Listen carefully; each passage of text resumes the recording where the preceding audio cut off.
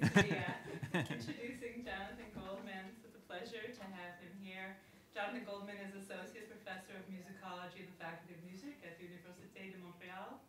His research focuses on modernist and avant-garde music in a regional perspective.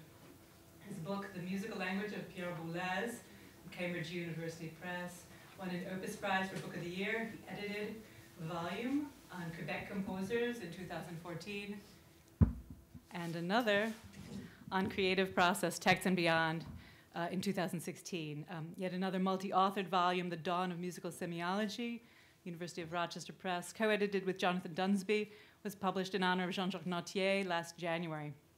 Jonathan Goldman was editor of the contemporary music journal Circuit from 2006 until 2016, and music editor of the Routledge Encyclopedia of Modernism, also 2016. And his articles have appeared in journals such as Perspectives of New Music, American Music, Music Analysis, Tempo, and Filigrane. So please welcome Jonathan Goldman.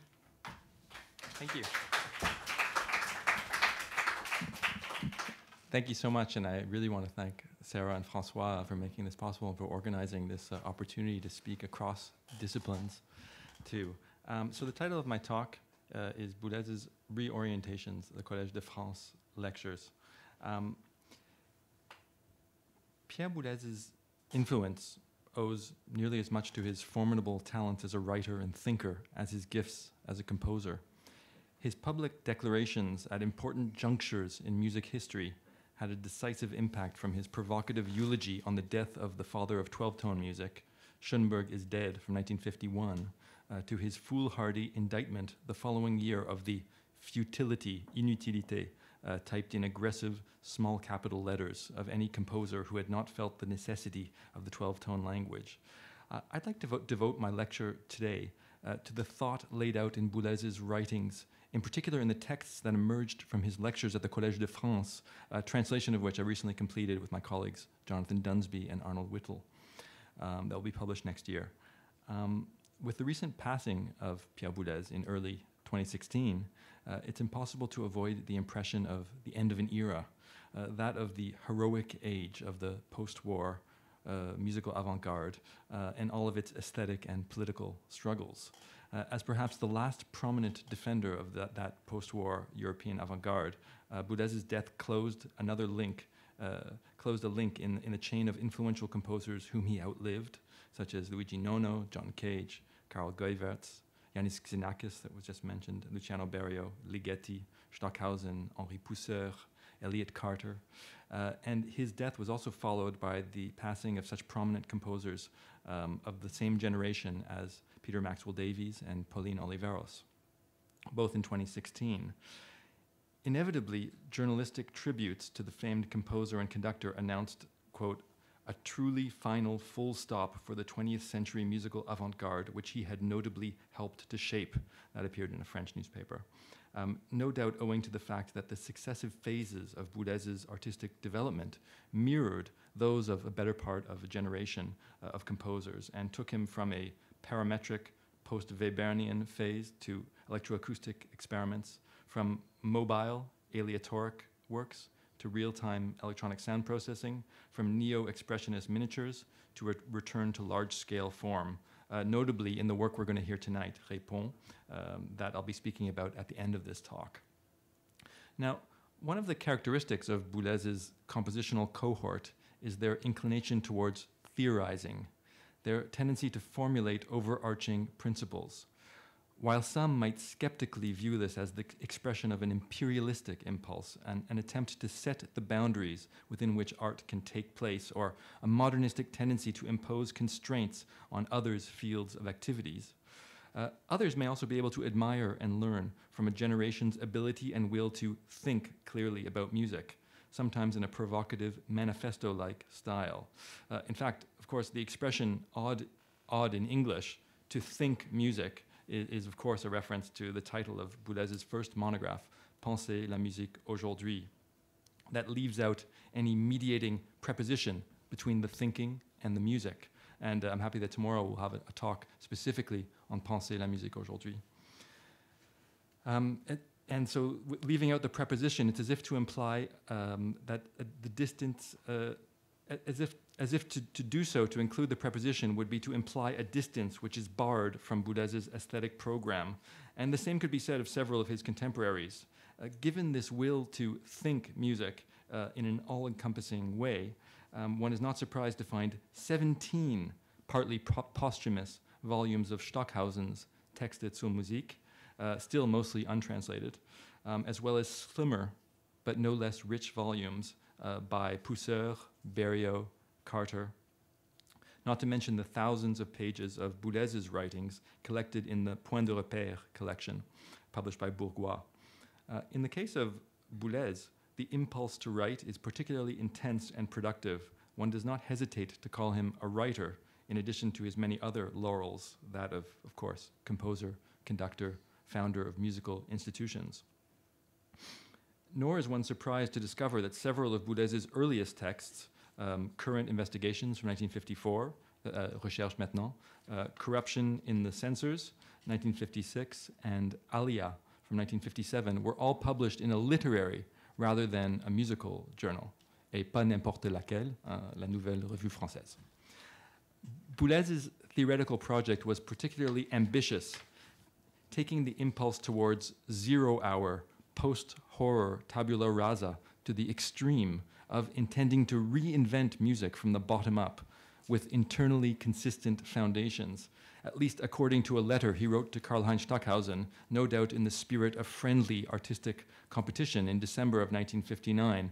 And I'll put it up on the slide just so I can just so that I can show you the French originals. Seemed a shame not to include them.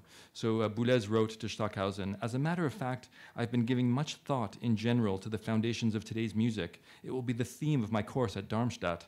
6 lectures on a new musical methodology. In preparation, I'm rereading Descartes, and I'm struck by how much our musical reasoning is in general inconsistent and without peremptory logic. We have to try to give our thought an internal rigor, which it is far from possessing."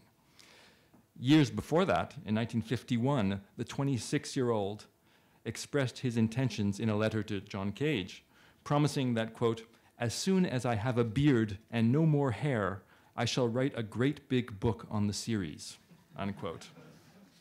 Even if a proposed multi-volume treatise on music never came to fruition, and the beard also never came about either, the tenor of the project can be sensed by imagining a combination of Penser la musique aujourd'hui with the 1963 lecture, La nécessité d'une orientation esthétique, the necessity of an aesthetic orientation. And yet, Boulez's theoretical writing seemed to have temporarily run out of steam around that time, 1963 being the year in which, according to Jean-Jacques Nattier, Pierre Boulez temporarily ceased to write texts pertaining to the elaboration of musical language. That's a quote. This is evident in Boulez's text Periforme, that Boulez wrote as a talk delivered at a 1965 Darmstadt conference on musical form, in which he sounds more Dada than Descartes. He asks in it, "Is the virgin forest a form?" for example.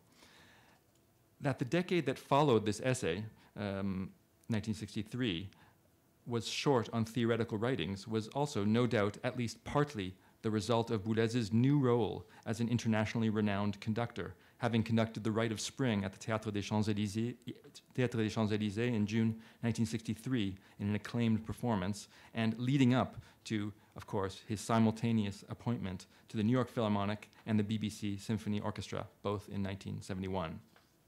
But perhaps it was also due to his disillusionment with theoretical considerations per se.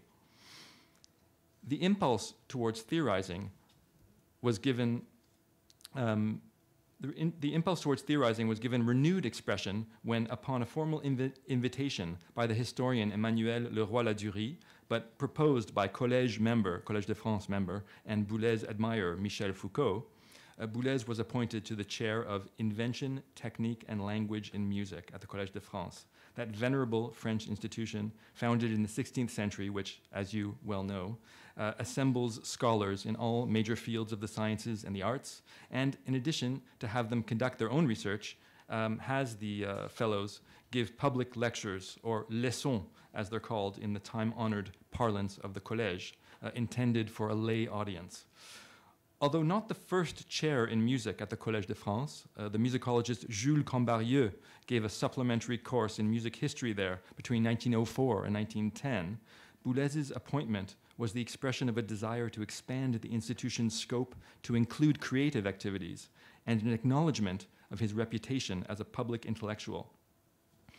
As is the custom at the Collège, the precise wording of the chair is made to measure for the candidate put forward for it. The chair's very name, Invention, Technique et Langage en Musique, was tailor-made to suit the composer who had pushed in his writings the linguistic metaphor of music to new heights. That's why I'm happy that earlier this afternoon we talked about that linguistic metaphor of music with respect to Messiaen in particular. This parallels the Messiaen and plants too, I might say. This parallels the nomination of Foucault to the Collège de France to the chair of the History of Systems of Thought in 1970, a chair that in its very definition was of course intended for Foucault and no one else. Boulez would have been approached before the chair was created and would have had a hand in writing Leroy-Ladury's presentation text submitted to the Collège's administration in March of 1975, a text containing many themes dear to Boulez himself. For example, in a critical appraisal of Schoenberg, Leroy-Ladury writes that Schoenberg's approach focuses on each element of sound separately: pitch, intensity, duration, timbre. 12-tone technique is often portrayed as being too systematic. In fact, it is not, or else it is systematic only in the short term. It is not always capable, for example, of thinking form, that is, penser la forme. That Boulez needed to continue the formal explorations left hanging by the Maître de Vienne, that is Schoenberg, is consistent with the aesthetic program of the author of Schoenberg is Dead from 1951, but a quarter century later. So it was that once named to this new chair, Boulez gave 9 one-hour lectures plus 5 two-hour seminars per year, beginning with the inaugural address on December 10th, 1976, until the spring of 1995, with only a few exceptions. Boulez's Collège de France period also inaugurated a new manner in his own compositional career, which led to a marked stylistic departure. This later output reveals a growing interest in large-scale form. The turning point might well have been Rituel from 1975, a work of some 20 or 25 minutes duration. But this work, perhaps the one which has been most appreciated by audiences, it's available in no less than half a dozen commercial recordings. With its obstinate repetitions and static harmony, is also one of the least representative examples of Boulez's style in some ways, in which, as a rule, frenetic movement and variation is the norm, like we'll see in Répond. Regardless, large-scale form became a central concern in many works which follow Rituel from 1975, including the 1993 version of Explosante Fixe, which goes to some 36 minutes. There's Dérive 2, final versions from 2006, which spans some 40 minutes, and Sur Incise, 1996 to 98, which is 37 minutes long. Not to mention the work we'll be hearing later this evening, Répond, which is around 45 minutes. This tendency towards grander forms is almost certainly a consequence of Boulez's experience as a conductor of major orchestras in London, New York, and Vienna, and Chicago and Cleveland too, and the opportunity to conduct lengthy works by the likes of Mahler and Bruckner, not to mention Wagner's Ring Cycle at Bayreuth in the now famous Wagner Centenary production, 1976 to 1980, with Patrice Chéreau, of course. The move towards large-scale form is also probably the fruit of the theoretical solutions he was working out through his Collège de France lectures. Of course, we can't be certain about the way theory and practice developed together in Boulez's mind. But it remains clear that this period was marked by a return to systematic thinking.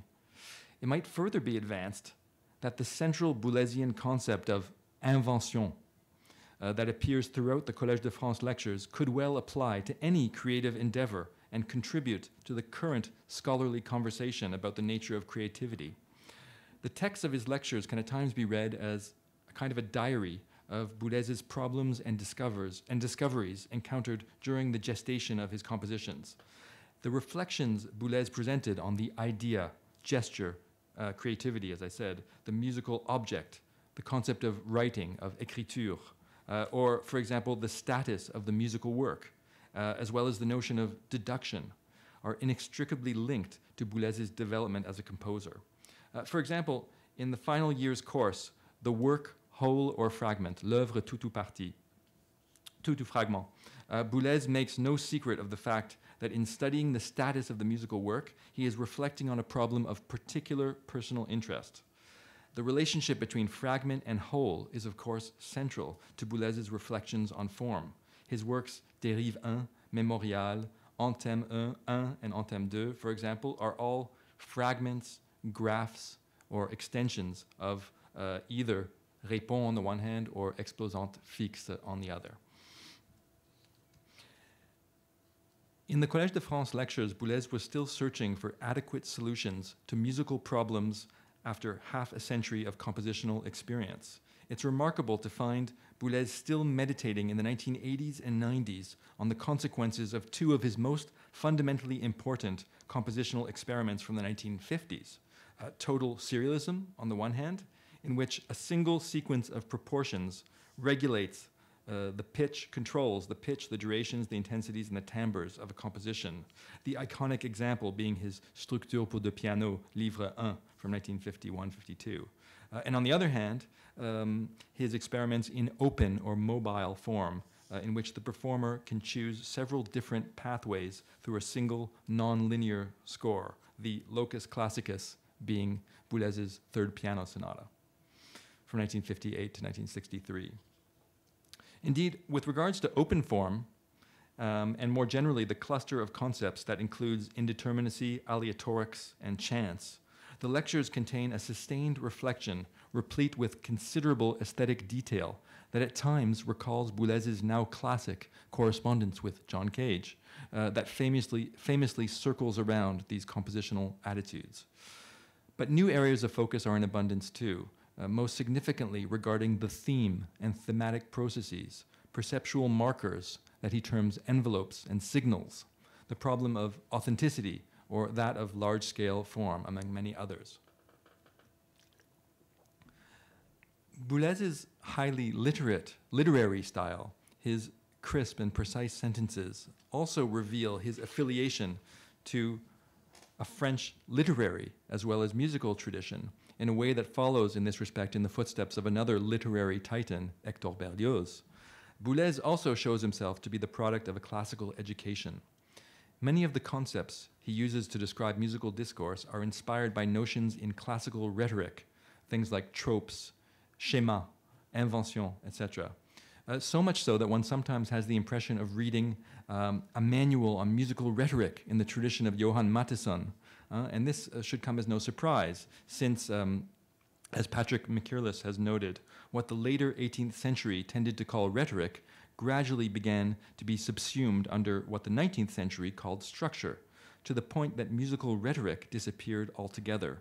It was left to 20th century musicology to recover underneath the 19th century concepts of expression, organicism, and structure, the rhetorical roots of the music and music theory of the preceding centuries, unquote.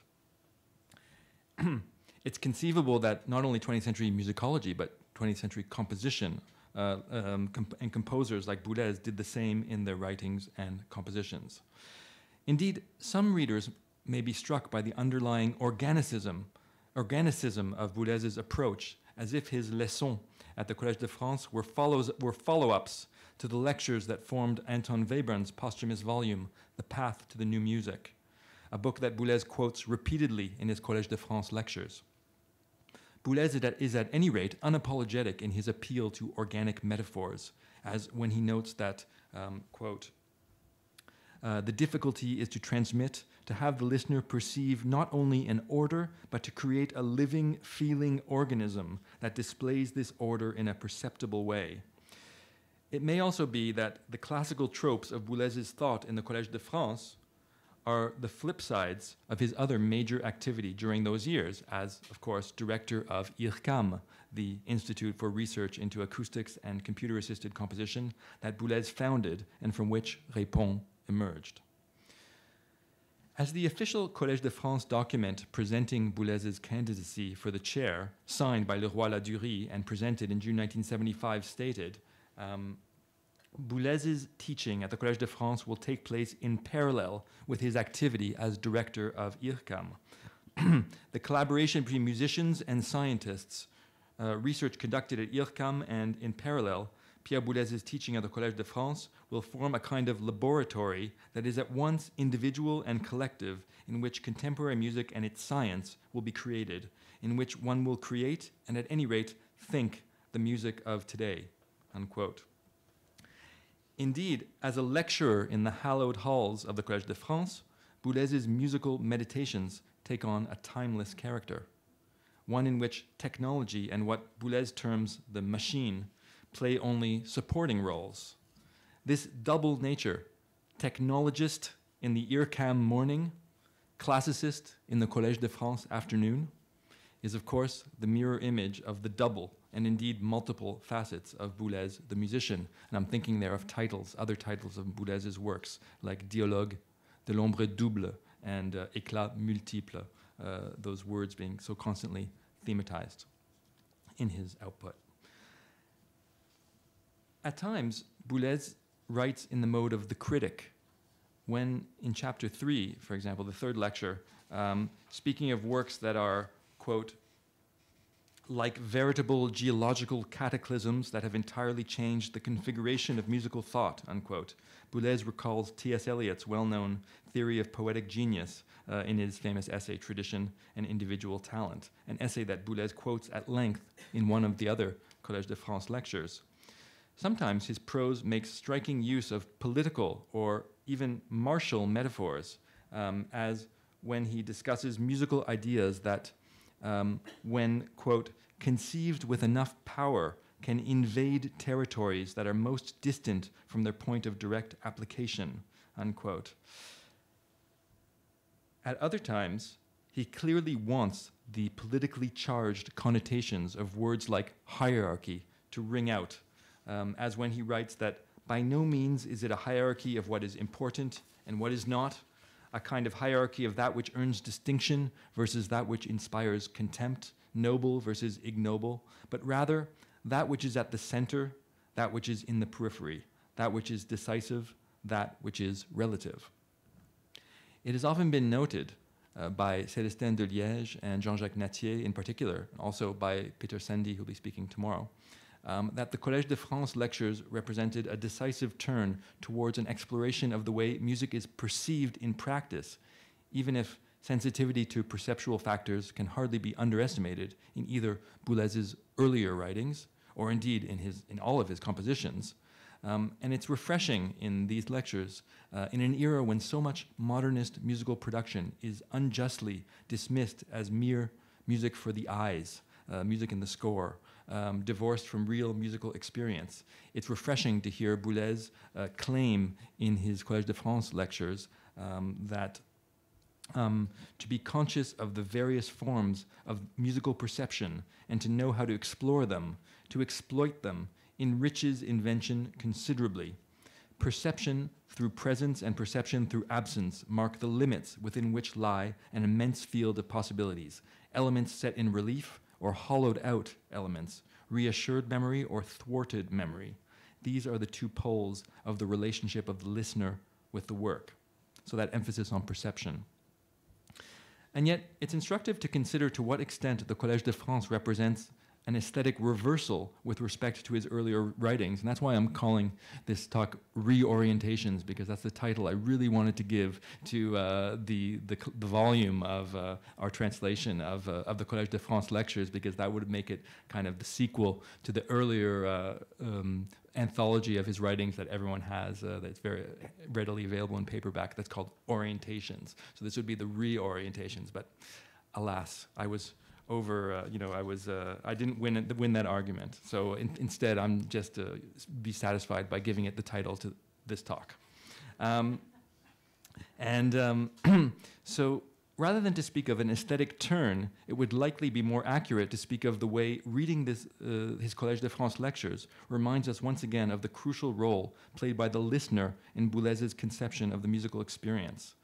The concern for the nature of sound perception, evident in his writings, is also a reflection of the kind of psychoacoustic research that was then taking shape at IRCAM, spearheaded by such researchers as David Wessel and later Stephen McAdams. One senses in Boulez's comments about perception, memory, and signals a sincere belief shared by other IRCAM composers at the time that new findings in psychoacoustics would soon transform the way music was composed. Boulez reflects on the role of the system in musical construction, writing that the system can help you, constrain you even, to invent musical ideas which you would likely not have thought of without it. And Boulez contends that the musical object in itself, or sound in itself, does not exist as a spontaneous component of language. This sound object can be beautiful, interesting, disagreeable, inert. It will have acoustic properties of a certain order. It will be appreciated as such in isolation. But in the end, it cannot, even in the best possible case, do more than provide a hint of a language, unquote. This attachment to rigorous musical systems does not, however, preclude spontaneity, nor does Boulez exclude accidents from his system, since for him, the system is only a network of possibilities, of choices, which the composer must then sort as well as modify through recourse to aesthetic judgment. He devotes many passages to these accidents, irrational, recalcitrant elements, which are the product of chance, which resist analysis, and which do not fit into any pre-compositional matrix or other system. And so he writes the following, I think, which is a lovely passage. This amounts to considering the system as an aid, a crutch, une béquille, an exciter for the imagination, which, without it, would not be able to truly conceive of a dreamed-up world.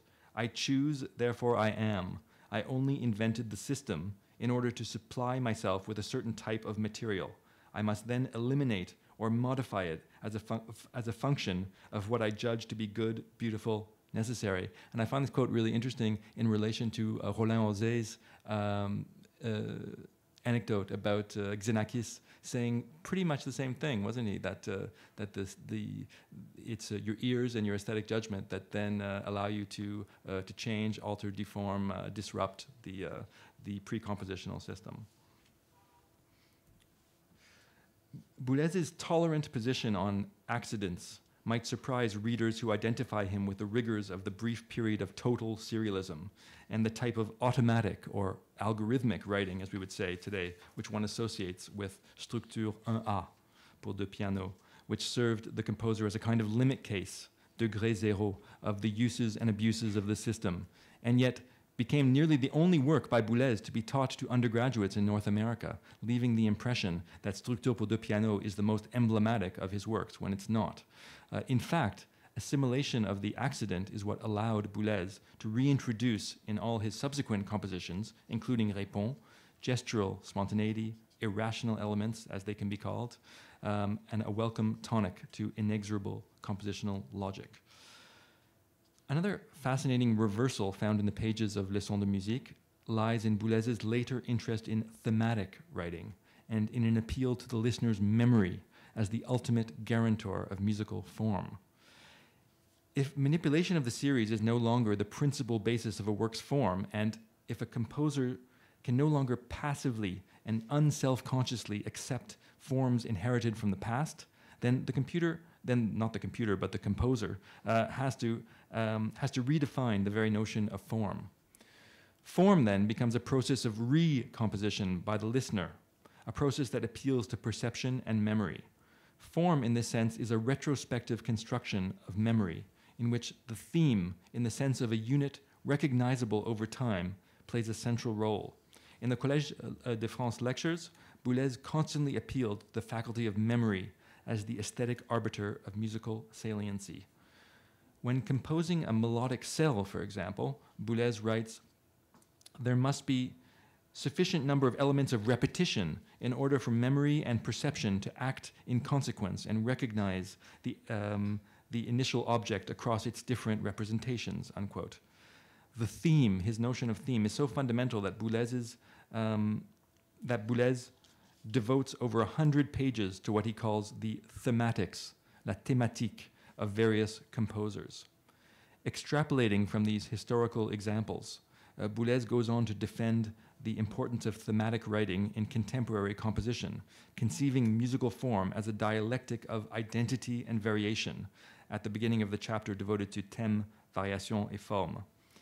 As he writes with shades of Gilles Deleuze, every work of art, in particular every musical work, is a manifestation of analogy and difference, without which, since it is inscribed in irreversible time, it would be inaccessible to human perception. Analogy allows perception to find its bearings over the course of a work, and difference allows the work to reach its goal. And of course, the work that most embodies Boulez's ideal of collaboration or synthesis between technology and musical craft, between artists and scientists, between space and time, is, of course, Répond, his signature work from the 1980s, and the one most closely associated with IRCAM in this era. Répond, like many entries in Boulez's catalogue, Répond remained a work in progress right up until Boulez's passing. Not only was it performed in several different versions, but it also inspired other tributary smaller works, as I mentioned, mostly for small chamber ensembles. The first version of Répond lasted approximately 22 minutes and was premiered in 1981 in Donau-Eschingen. A year later, it was performed in a revised version, approximately 35 minutes long, in London, which was then followed in 1984 by the performance of a version yet again revised and expanded in Turin. The version as it stands now lasts approximately 45 minutes, I believe, although Boulez claimed that that too was unfinished and that the completed version would stretch to approximately 60 or 70 minutes, thus occupying the duration of a full concert or an entire CD, like so many other of Boulez's. But like so many other of Boulez's Proustian projects, he would never complete that longer version. Répond, of course, means responsory, the alternation between the cantor and the choir in liturgical chant. In this kind of antiphonal chant, the cantor and the choir are separated in space, and the opposition of the individual to the group is the principal source of contrast. Similarly, in Répond, the responsory form is made possible through a division of acoustic space into semi-autonomous musical groups, separated physically around the hall, in our case, the cavernous space of the armory, that I can't wait to see. These different actors become interlocutors in a musical dialogue of considerable proportions. So the different groups are 6 soloists whose instruments are amplified and electronically transformed. That's the xylophone, doubling with glockenspiel, vibraphone. There are 2 pianos, cymbalum, and harp. The soloists are normally elevated and placed at the edges of the hall, when the hall has edges, so as to surround the audience. And then you have the conductor and the instrumental ensemble of 24 musicians placed in the center of the hall and whose sound is not altered electronically. Finally, you have 6 loudspeakers, at least 6, placed in a hexagon at the extremities of the hall, transmitting the electroacoustic portions of the score. This electroacoustic soundtrack takes 2 forms. First, we have the above-mentioned electronic transformations of the sounds played by the soloists. These sounds are triggered by the soloists themselves and are therefore synchronized with the live musicians. Secondly, there's also an electroacoustic soundtrack emitted by the speakers, which is a kind of musical landscape that's not synchronized with the musical events of the live musicians. This is what, in an interview with Joseph Heusler, Boulez once called wallpaper or tapestry music. As concerned the geometry of the piece, it's already clear that Répond stands in some sort of relationship to the form of the classical concerto, or more particularly to the concerto grosso, a feeling which is corroborated by the first 7 minutes of the piece, an orchestral introduction that ushers in the very dramatic entrance of the 6 solo instruments playing glittering, sweeping arpeggios which resound through the loudspeakers and around the listeners. In Répond, we find many forms of responses and responses to responses made possible by different conceptual oppositions. For example, you have the opposition between the orchestral ensemble, whose sound is purely acoustic and unamplified. That contrasts with the 6 amplified and electronically enhanced soloists. Then you have also the 6 soloists who stand in opposition to the computer, which responds in real time to the signals emitted to it by these soloists. Finally, you have the static ensemble, motionless and embodied, like the source of their sound is visible, and it's concentrated in the center of the hall. Its sound is therefore localized and focused. This stands in opposition to the amplified sound from 6 speakers dispersed throughout the hall, in which sound travels around the listener in disembodied fashion. Its source is invisible and gives the illusion of motion. Répond also had historically a polemical function. It was premiered just 4 years after the establishment of IRCAM, and came as a kind of response to those who doubted the mission of that institution. It presented itself at once as a demonstration and a justification of IRCAM's potential. The creation of a work on the scale of Répond, replete with such sumptuous sounds, and in which Boulez achieved a musical discourse on such a monumental scale, was taken to be a kind of proof of the aesthetic legitimacy of IRCAM's initial mission. The resounding public success of the work on both sides of the Atlantic, since Boulez performed the work on a tour of the US in the 1980s with the Ensemble Intercontemporain, the ensemble he founded and that we will hear tonight, was yet another confirmation. The marriage of instrumental and electronic music would breathe new life into contemporary music, or so it seemed. Electronics were thus instrumentalized in public debates on cultural policies at the time. The technological achievement of IRCAM was emphasized by the piece's inauguration of a computer designed at the Institute specifically for the realization of Répond and pieces like it, the so-called 4X, 4X. This machine, which played a coordinating role between live musicians and electronically transformed sound, was operated by sound engineer Andrew Gerzo, Boulez's longtime collaborator. Even if this computer, which dates from 1981, has since been relegated to the status of a footnote in the annals of obsolete technology, its functions have been replaced today by musical software. It still represented, at the time of its invention, a considerable breakthrough in the field of digital sound processing, as we call it today. IRCAM and the 4X came as a kind of response to a problem which greatly concerned Boulez. This had to do with the performance of so-called mixed works, œuvres mixtes, like works which use both live musicians as well as electronic sounds. Before the development of the 4X, the most common way to perform such works was by using pre-recorded tape during performance, to whose mechanical and inexorable movement the musicians were forced to adhere. Boulez's goal, and this subsequently became essential to the early mandate of IRCAM, was to achieve a technological solution that would do away with the unmusical consequences of forced submission to pre-recorded tape. The solution lay in so-called real-time electronics. Real-time technology wielded electronic systems capable of extremely rapid response, enabling live music performances in which the sound produced on the fly could be processed immediately. The new sound signal, as well as other computer-generated sounds, could then be released as output through loudspeakers. This situation allowed the composer to avoid problems of synchronization between recordings and live musicians, and liberated performers from the tyranny of having to synchronize themselves to the chronometric time of recorded sound. Thus, the 4X computer and its progeny allowed conductors of mixed works to control rather than be controlled by electroacoustic components. Répond relies on these real-time electronics, even if some have questioned the centrality of electronics in a work that is also unquestionably a well-wrought standard orchestral score. In a text written shortly after Boulez's death, published just last year by the late Jean-Claude Risset, who sadly also passed away, and Risset, in an otherwise often quite critical text, conceded that, quote, in Répond, a work emblematic of IRCAM, the function of the digital processing is mainly to extend the chamber ensemble to a symphonic and spatial dimension. Even if this part is not central, Répond is a luscious masterpiece, unquote. Another aim of electronics in Répond is the extension of musical concepts through iteration. Thus, for example, the humble arpeggio, the spreading out in time of individual notes, becomes, through electronic techniques and sounds, arpeggios of arpeggios. Linear counterpoint, that is the overlapping of independent musical lines through time, becomes counterpoint in space, when sound travels through from loudspeaker to loudspeaker. Now, a word about how Répond is organized, just to conclude. How can a listener navigate through this dense, complicated work?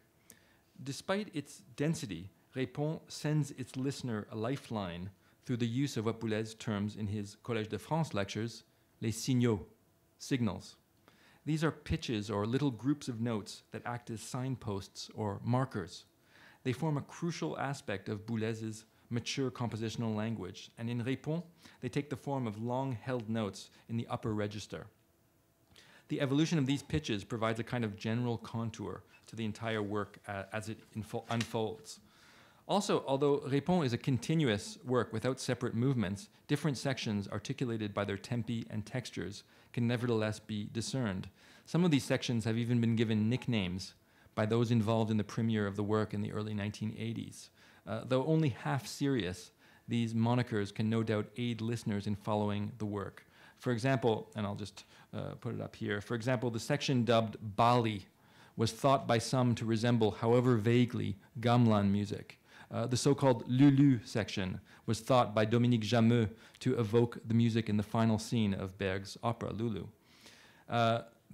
What you see here is inspired by Jameux's, a table by Jameux's description of Répond in his biography of Boulez from the 1980s, but it's also supplemented by a later essay on Répond by Alistair Williams, and it's been adapted. I adapted it to the most recent version of the work, the one we'll be hearing tonight. I include very approximate timings, as well as Boulez's tempo markings for each section.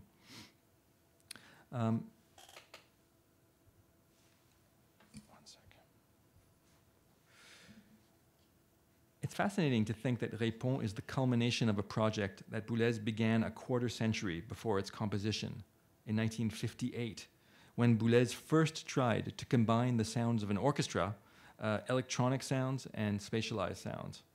I'm thinking of his withdrawn work, Poésie pour pouvoir, from 1958, for 3 orchestral groups and 5 tape tracks, based on texts by Henri Michaud. In fact, when I interviewed Boulez in June of 2014 about Répond and about Poésie pour pouvoir, Boulez went so far as to consider Répond to be a later version of Poésie pour pouvoir, as if he conceived of his artistic oeuvre as containing a single work for orchestra and electronic sounds. The withdrawn Poésie pour pouvoir then finally finds its culmination in Répond. One can't help but be a little awestruck by such single-mindedness of purpose, no less than by the consistency of the thought laid out in the Collège de France lectures. I hope I've managed to provide a basic idea of both. Thank you.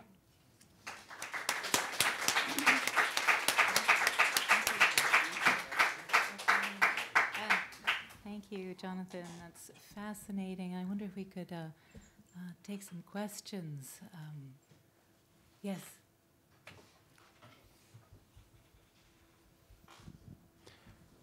Jonathan, thanks for such an enlightening, wonderful talk. I wonder if you could say a little bit more about the relation of, two of the concepts that you mentioned as they're developed in these courses or lectures that seem to me both key for Boulez's thought and work, and also contrasting, that is deduction and invention. How, in the lectures, how does that interaction develop of the two concepts? Oh, yeah, thanks for bringing it up. It's true that they are sort of a pair, and I've often noticed that the concepts laid out in the Collège de France lectures often have that kind of binary, not in a negative, in a pejorative sense, but they often they come in pairs, don't they? A legacy, I think, of that structuralist heritage that I think is so central to Boulez's thought, even across all of his different periods. I would say that invention, in the lectures anyway, invention plays a much more central role than deduction does. Deduction is almost the foil. He's trying to get away from a model of composition which sees it as some kind of mechanical process of deduction from an idea. He has his one of the central essays of the Collège de France lectures. Well, was actually published as an essay in its own right in a journal, but then was incorporated into the lectures.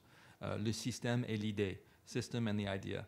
So he does have this conception of composition as being, as starting with an idea, the musical idea, and then it moves to its realization through working through a system. Deduction is that process of working through from the idea to the realized work. But he's very careful to emphasize that the deduction is not always rational. It's not always, it's never mechanical. It's never a done deal how an idea turns into a realization. And it's full of accidents. He always is emphasizing how these accidents come in along the way and change the way that a composer moves from the idea to the realization. And then his conception of musical analysis is the exact opposite. It's kind of like reverse engineering composition, where the analyst works from the realization and tries to work back through what he calls the labyrinth towards the idea. So deduction is never a wholly rational process, and then invention is really the key. As I said, I was in some cases in the translation, I was this became clear as I started translating it, that in some cases I really felt that the word invention really corresponded to the word creativity. In some other cases, it stays invention, but the word invention doesn't really work in English, does it? So it became, there were so many words like this, and that was part of what was so much fun about collaborating on this project with people with such incredible thinkers and writers like Arnold Whittle and Jonathan Dunsby, is always trying to negotiate through, try to find the equivalent that would capture those Boulezian concepts.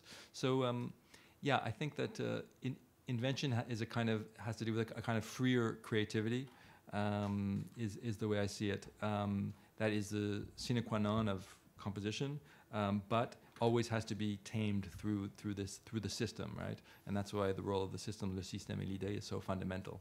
I think that's what I could say in a nutshell.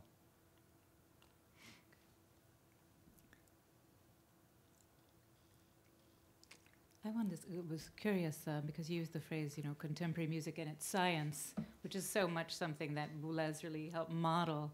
And of course, some of the composers who would follow him, the sort of next generation, and who came out in the 1980s in France, would really rebel against this concept and the rationalization. And I was wondering if you could talk a bit about how Boulez, toward the end of his career, balanced that type of criticism, and how he, this sense of being somebody who had contributed to the sense of music as research, which is kind of what we're doing here a little bit too. So I wonder if you could comment on that. Yeah, I mean, it's a bit what I just said in the previous response about all these irrational elements that I mean, composers' writings, we all know this, right? They can never just be taken as these neutral, factual, declarative documents, right? They're negotiations. Artists are positioning themselves in a certain aesthetic space, in a certain artistic world, and so there's a lot of culture wars and aesthetic wars that are in the background of these writings, and I think you're probably quite right that the introduction of the notions of accidents and the irrationality of composer maybe comes from a desire in Boulez to dispel any misconception about his notion of what recherche musicale is. That it's a collaboration, certainly, of science, technology, and artists. But that doesn't mean that that artistic practice gets reduced to science, right? It's a little bit like the concept of recherche-création today, research creation, as it's often understood in the French-speaking world, where you have a project that, like so many of the big projects at IRCAM, I'm thinking of the Jonathan Harvey speaking project, for example, where you have a scientific project and an artistic project that are in parallel. In this case, it was ways to get the orchestra to in some way speak the sounds of human speech. And there's a technological means that is developed, and then there's a musical composition which is composed by Jonathan Harvey in that case, and the aesthetic merits and the scientific merits of each project need to be evaluated separately.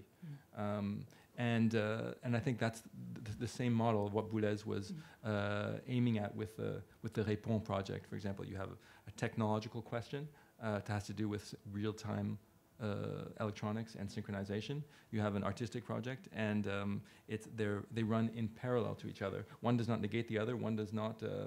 Each are interdependent. Now you do hear. I mean.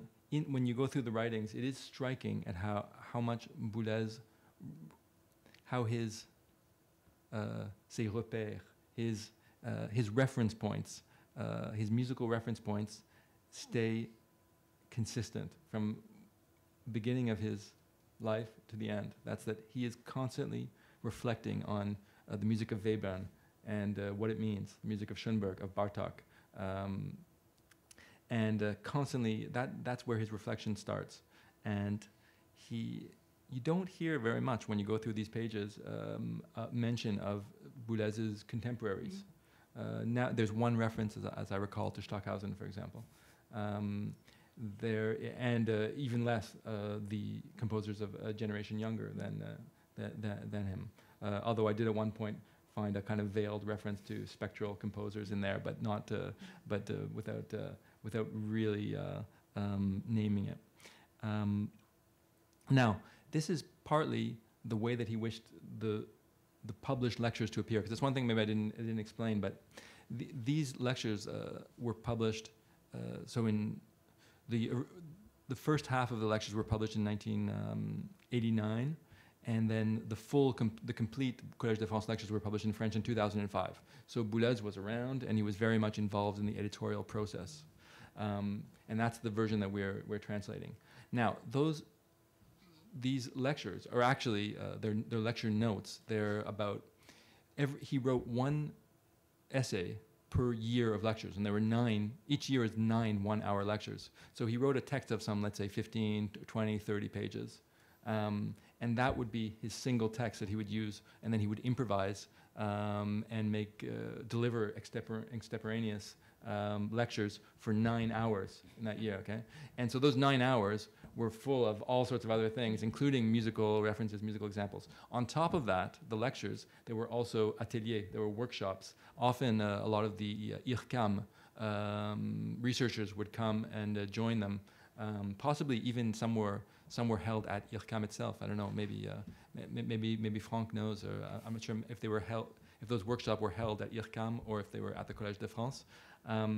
In those workshops in particular, I've seen notes for them, and they're full of musical examples of all kinds of composers, including many of Boulez's contemporaries and many composers younger than Boulez too, that you find in there.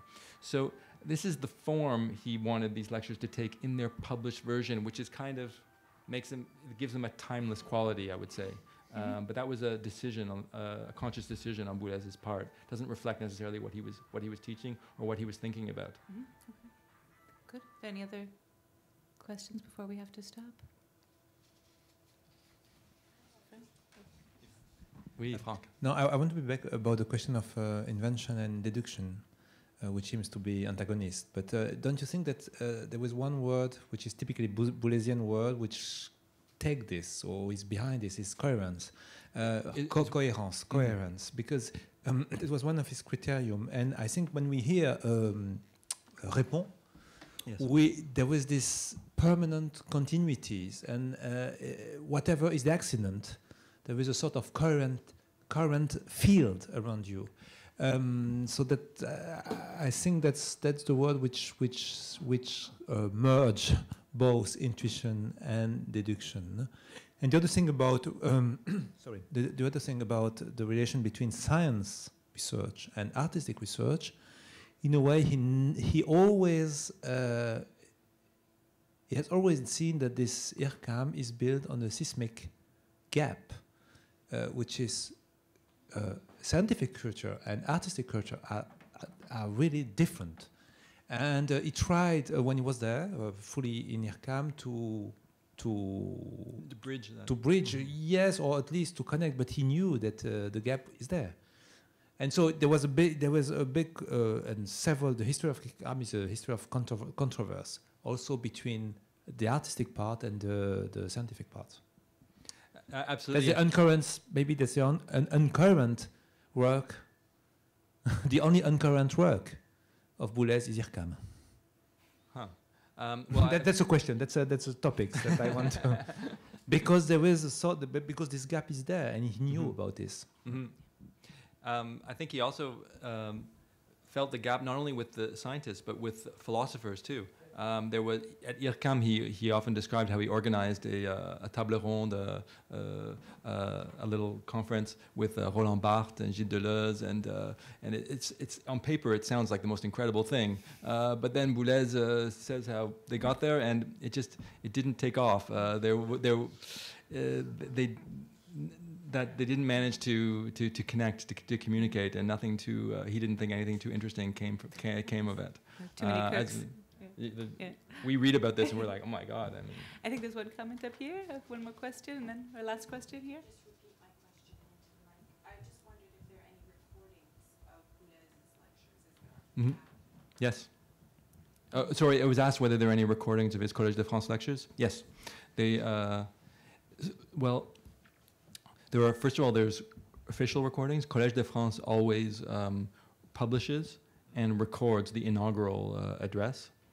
And then there was a series of cassettes, because, you know, that was the era. There were a series of cassettes that were about 5 cassettes of 1 year of the courses that were available, I mean, commercially. I think even you can get them even on the Collège de France website on CD version now.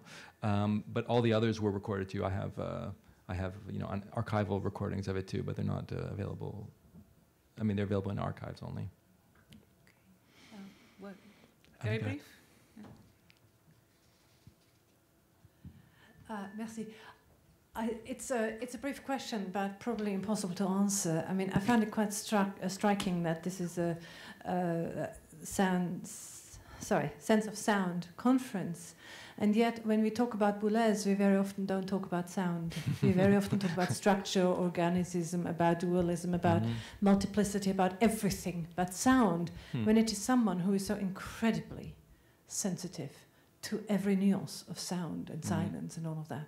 So I don't know what you make of that.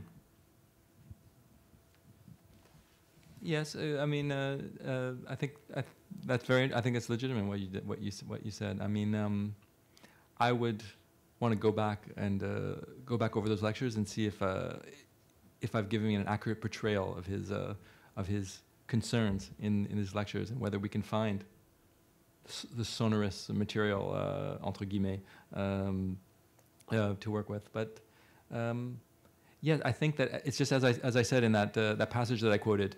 He truly believed that sound in itself is not the material of music. He believed that only once sounds are incorporated into a language, that's the only, and that's why he always the example he often gives is Varese and the sirens. You know, Varese uses sirens, and he doesn't think sirens is a suitable material for music. Or and so yes, I think that maybe it's the linguistic metaphor which is fundamental. That's the way I see it. That's what I've come to think at the moment anyway about that. I just wanted to also go back to what Franck said, cohérence. That's another one of those words that pose a problem for us in translation, because coherence is not exactly the same thing. And a lot of times when you say cohérence in French, it's very close to what we mean when we say unity, like the unity of a work, or internal consistency or something. And so that was another, it is absolutely fundamental in threading, and it's another one that's hard to capture. And it's also part of that organicist metaphor, right? Cohérence is really a quality of organisms, right? Okay, great. Well, thank you so much. Thank you for that presentation. Thank you.